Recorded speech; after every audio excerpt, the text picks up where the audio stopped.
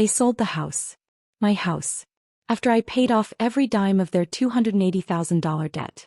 My name is Kelsey Monroe. And from wherever you're watching this, tell me in comments, have you ever been used by your own blood? Like a walking wallet? It was a Wednesday. The sun was starting to slip behind the pine trees that framed our porch. I'd just gotten off my second shift at the hospital, exhausted but proud. The night before, my mom had cried in my arms. Said I saved the family. My dad, who never hugged me growing up, wrapped me in the tightest embrace. You're our hero, he whispered. I believed them. Finally I mattered. I stepped out of my car with a smile still stuck to my face from last night. But something was wrong. The curtains were gone. The driveway, empty. The flower beds Mom used to fuss over? Torn up. I rushed to the front door. I turned. But the house was gutted. Empty. Cold. On the hardwood floor sat a white envelope with my name scribbled in rushed pen. Thanks for fixing our credit, loser. We moved to Florida with your brother. Don't call. No signature. No remorse. Just that. I dropped the envelope. Sank onto the floor. Then dragged myself out onto the front lawn like a ghost. Neighbors passed by and waved like everything was normal. I wanted to scream. I wanted to burn something down. Glad I sat there. Silent. Letting it all sink in. But then, I smiled. Because my parents didn't know one small thing. When I paid off the house last week, I had the deed transferred to my name. Quietly. Legally. Every document signed, notarized, filed. So the sale they tried to pull off wasn't valid. And in 24 hours, they were about to learn what it means to betray the wrong daughter. Let's just say, they'd regret every dollar I ever gave them. I didn't cry. I didn't scream. I just sat there watching the sunset spill over my knees like blood, while the letter crumpled in my hand. They really did it. Used me like a checkbook, then tossed me like junk mail. But what they didn't know is that while they were busy scheming, I was paying attention. For the first time in my life, I'd stopped trusting their words and started reading the fine print. Let me tell you how we got here. 6 months ago, I was sleeping in my car after a 12-hour shift. I'd been staying with a friend after my ex kicked me out, but I didn't want to be a burden anymore. That night, I got a call from Mom. She was sobbing. Kelsey, we're gonna lose the house. Your father made some bad investments. We're $280,000 in the hole. That house was my only anchor. The same porch where I had my 5th birthday. The stairs I used to sneak down every Christmas. Losing it felt like losing a limb. I asked them, what happened to the money you inherited from Grandpa? Oh, sweetie, Mom sniffled. We used it to help your brother start his business. You know how hard it's been on him. Of course. Evan. The golden child. He crashes every car, ruins every job, cheats on every girlfriend, but somehow he's always the one they protect. Still, I couldn't bear to watch my childhood home get auctioned off. So I drained my savings. Maxed out my credit cards. Even took out a personal loan. They were shocked when I walked in with a manila folder full of cashier's checks. Dad went silent. Mom dropped to her knees. You're an angel, she whispered. They made me dinner. Took pictures. Posted about it like I was a war hero. Me. I was just happy to be seen. That's the part that really stings. I wasn't just robbed of money. I was robbed of the illusion that they loved me the same way they loved him. But now, that illusion was dead. And I was done being their safety net. Because while they were packing bags for Florida, I was finalizing the deed transfer. They didn't even notice the papers I asked them to sign for the refinancing. And now, as I stood on my empty front lawn, the only thing I felt was power. They thought they took everything from me. But what they really did was give me permission to burn the bridge down. The next morning, I drove to the title office in a black hoodie and sunglasses. I didn't want to be seen. Not because I was ashamed, but because I wanted the surprise to land like lightning when it hit them. Miss Monroe, the clerk smiled, sliding the manila folder across the counter. Everything's official. The sale your parents attempted is void. The property is still legally yours. I nodded once. Calm on the outside. Inside, I was fire. The buyers had already wired the money to my parents' joint account. But the title was never in their name. Which meant they committed fraud. A felony. I didn't want them in jail. Not yet. Jail would be mercy. I wanted them cornered. Homeless. Humiliated. I stepped out of the office into warm wind. Checked my phone. 4 missed calls from a Florida area code. Walked. Let them sweat. That evening I called the local sheriff's office and reported an unauthorized attempted sale on a property under my name. I emailed the buyer's agent all my documents. Within 2 hours the deal was frozen. The moving trucks? Turned around. But Mom and Dad were already gone. They thought they were sipping margaritas in Boca Raton by now. Instead they were about to find out their dream home didn't exist. That their bank account was about to be seized in a legal hold. And their golden boy son? Yeah, Evan was about to find out just how toxic his own wife could be when her dreams got dragged down with a broke, jobless mama's boy. I waited. I didn't text. Didn't call. Didn't explain. I just posted one thing to my Facebook. If you ever feel like you've been used, don't get angry. Get smart. And always read the deed. Then I turned off my notifications. Let them wonder. Let them spiral. That night I sat in the empty living room, alone, and laughed. Because I wasn't the girl who begged to be loved anymore. I was the woman who owned the house. No. They were trespassers in a world they thought they built. The first text came in at 2:17 a.m. Where are you? Why is the bank saying the house isn't ours? Call me now. Then 2 missed calls. Then 1 from Evan. Then 1 from a Florida number with no name. I didn't answer. I just laid in bed, lights off, phone face down, smiling into the dark. Let them rot in confusion. By morning they were unraveling. Evan finally left a voicemail. His voice was a brittle mix of rage and panic. You need to fix this, Kelsey. You ruined everything. Mom's having chest pains. Dad's yelling at everyone. You think this is funny? We're out thousands. You've got 1 day before we take legal action. Legal action? On a home I owned? Bought with my money? After being scammed with hugs and crocodile tears? I made myself eggs and coffee while playing the message again. On speaker. Loud. Just for the echo. Then I sent 1 group text, to all 3 of them. Per Florida law, attempting to sell a home you don't own is fraud. I have full documentation. The sale is void.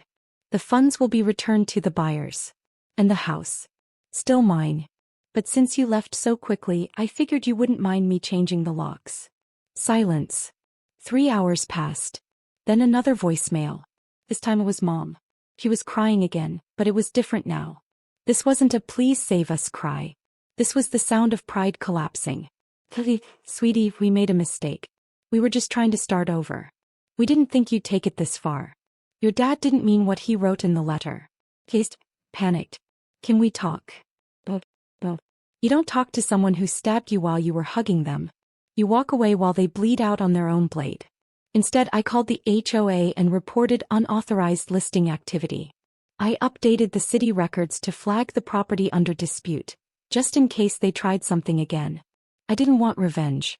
I wanted consequences, so I started crafting the next step. Not out of hatred, but out of a cold, calm clarity. Because when your own family weaponizes your love, you stop being their daughter and start being their reckoning.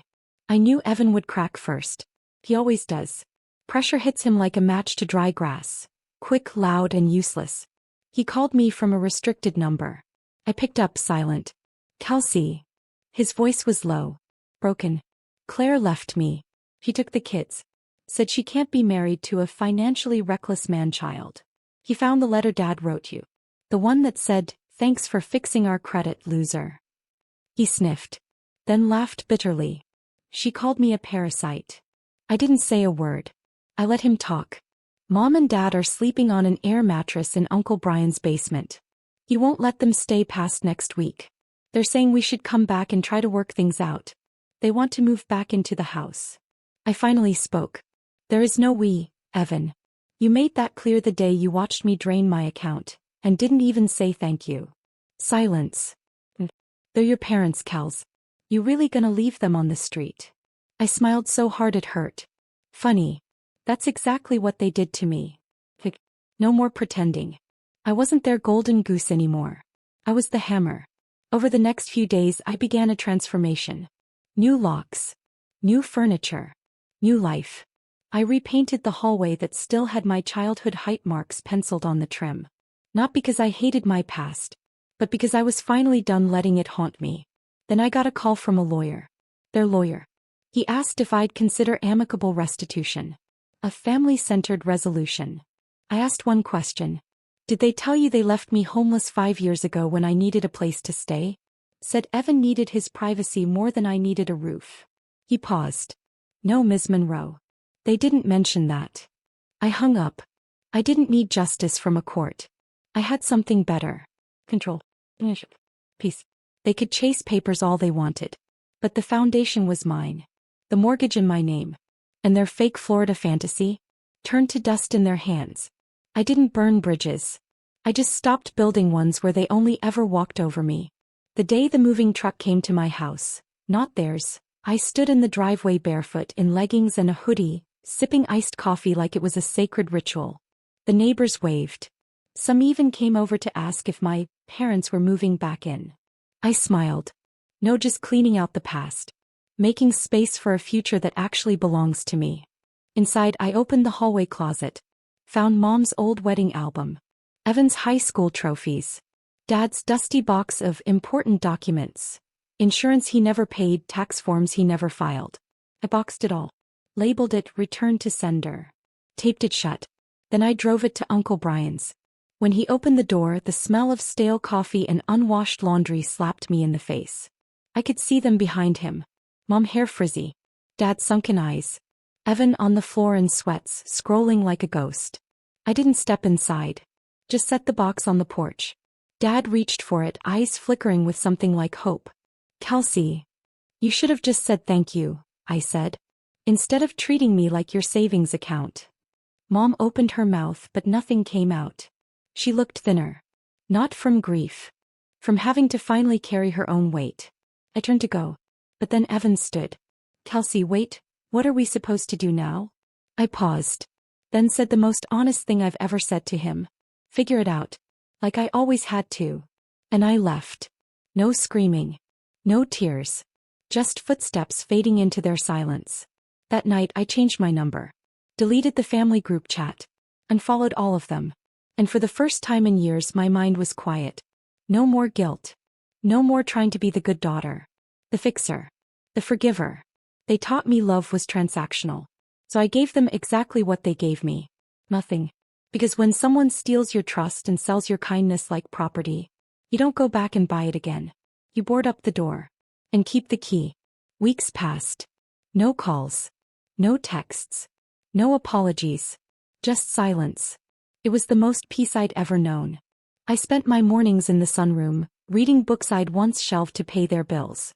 I repotted Mom's old orchids, the ones she always said were too delicate to survive. They bloomed for me. I signed up for a ceramics class. I painted the walls of the guest bedroom ocean blue. And I turned Dad's old office, the one I was never allowed to enter as a kid, into a studio for my own business. A space for me. Then one morning I got an email from Claire. Not Evan. Claire. Subject line. I know everything. And I'm sorry. She told me about the day they arrived in Florida. How my parents treated her like unpaid help. How they expected her to cook, clean, and smile, while they spent the leftover money from the sale it never was on cruise brochures and champagne dreams. Then she found the letter. The one that started it all. She confronted Evan. He blamed me. That's when she decided to walk away. I thought Evan was a man, she wrote, but he's just your father with a younger face.